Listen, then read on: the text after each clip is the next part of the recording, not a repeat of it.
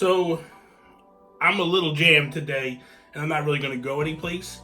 I didn't realize how far behind I was on editing and getting podcasts up to date. All the vlogging and traveling this week, I missed the ball on a lot of things of where I was supposed to be and what I was going to do. So I just wanted to do a quick video anyway, because I want to keep the momentum going and everything, having fun and all that stuff. So anyway, the idea is that there were some things that came out yesterday, and I wanted to discuss them a little bit. So people know that we've been getting these classic consoles the past 2 years. First with the NES Classic, then the SNES Classic. And then yesterday, some leaked photos came out about an N64 Classic. I'll show you the pictures like here or something like that. You can see for yourselves. So a lot of the questions that have been swirling is and are, will we be getting this Classic this year, or will it be in 2019? Part of me thinks it'll definitely be this year. I don't see why Nintendo has anything really to lose by putting it out this year. The last, if anything shows, the last two classics did very well for them. But also, I wanted to talk about this and just kind of throw this out there to you guys. I was talking last night to Sterling Silver on Nintendo Talk Live, and as we were talking, I guess I said some things that I really hope do come true. And one of those are that I hope that Microsoft and Nintendo, they've been working very well together lately. And I hope that continues. And I hope that translates into us getting some rare games on this N64 Classic. So anybody that knows Nintendo, knows the history, and knows Rare, and knows the relationship that used to be between them two companies, they also know that in order for Nintendo to put those games on the Classic, there has to be some work between Nintendo and Microsoft. But also that they also know that like some of the best games on the N64 were created by Rare. Now, you got games like Donkey Kong Country 64, Diddy Kong Racing, Banjo-Kazooie, GoldenEye, Perfect Dark, Blast Corps. There's so many great games back in the day that I feel would be lacking if they were missing. But then you look at the Nintendo side of things and you go, well, there's some great Nintendo games that also came out for this N64 Classic.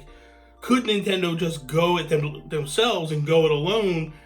Because the N64 was really, truly the first console that Nintendo started to struggle getting third parties on.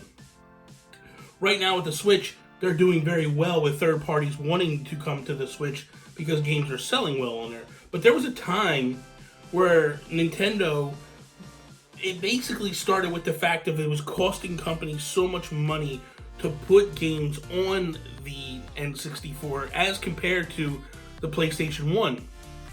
It's the reason why we didn't get Final Fantasy VII on the Nintendo, on the N64. And it's a big known debate that went down. So my feeling is you need to lean heavily on some of the classics that you did have. Banjo-Kazooie and Banjo-Tooie and all these games, they're the staples of what a lot of people's memories of the N64 is. Like Diddy Kong Racing is still debated today that some feel it's better than Mario 64. I am not in that camp at all. I think that what they did with Mario 64, for me as a kid, as a young man, I loved Mario 64. But there was a definite time that you knew that like rare games were like the be-all end-all. You had to have these games on the N64 for it to be. And let's be honest, what they did with Donkey Kong on the Super Nintendo just solidified their credibility as a developer, that when they did start to put out games on the N64, you immediately bought those games. There was no question about it.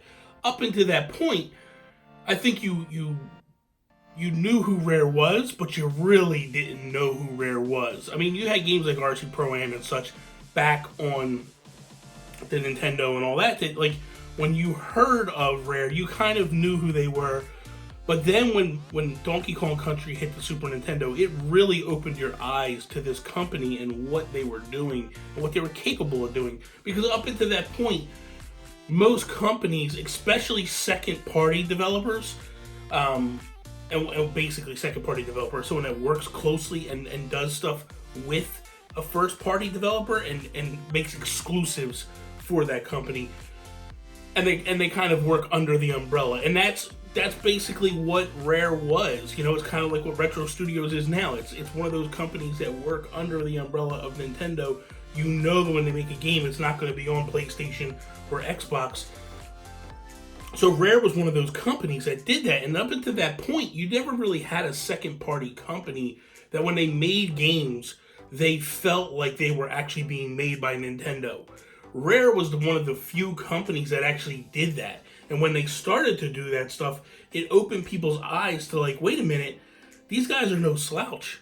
These guys are really doing amazing work. And the N64 really, truly showcased what they could do until Microsoft came in and bought them. And it makes me wonder, is there a twofold process here? Could we see Microsoft and Nintendo further work better together? I mean, if you go back and you look at, as of a couple of months ago, they did a commercial together about crossplay, which actually made Sony's knees buckle, and they finally went into the crossplay thing. I don't know if Sony's completely there all the way, but they were nowhere near the ball at that point. They had their ball over in Sony land, while Microsoft and Nintendo were kicking one ball back and forth together.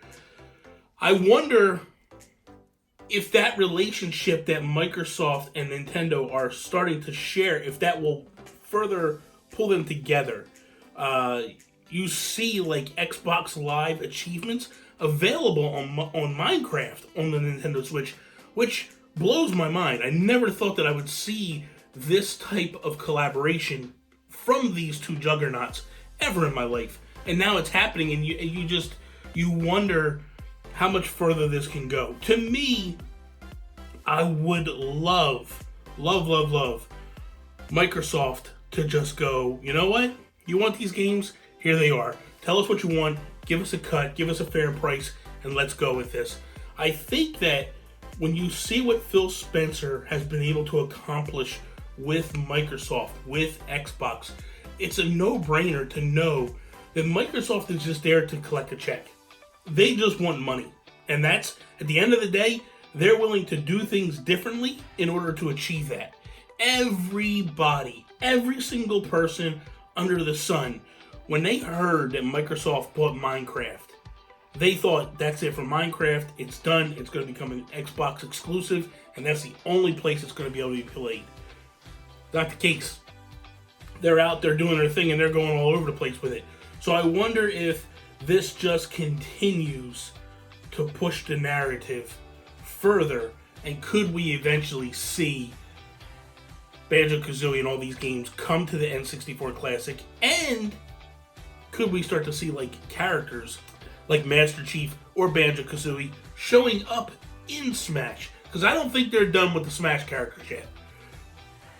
It would be pretty amazing if Nintendo announced, hey, here's the N64 Classic, and by the way, Banjo-Kazooie's coming to Smash. Or, here's the N64 Classic, and by the way, Master Chief is coming to Smash. Banjo-Kazooie is one that people, I think, could wrap their heads around.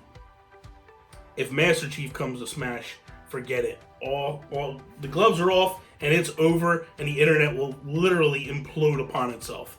No doubt about it. And before you sit there and go, it'll never happen, it can never happen, he wouldn't look right, I point to Solid Snake. If anybody thought that Solid Snake would end up in a Smash game and look like he fits within that world, it wasn't me. And now with all the Fire Emblem characters, you see that Nintendo takes this different role with things. So it's interesting. It's an interesting tale.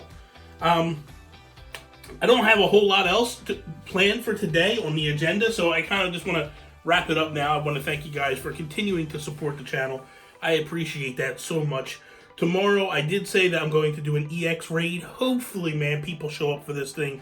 I'm going to reach out to my local raid group and just see who else got passes and who else is going. And hopefully, we all got the same time. And hopefully, we're all showing up, man, because it would be amazing to be able to do this EX raid and actually catch something.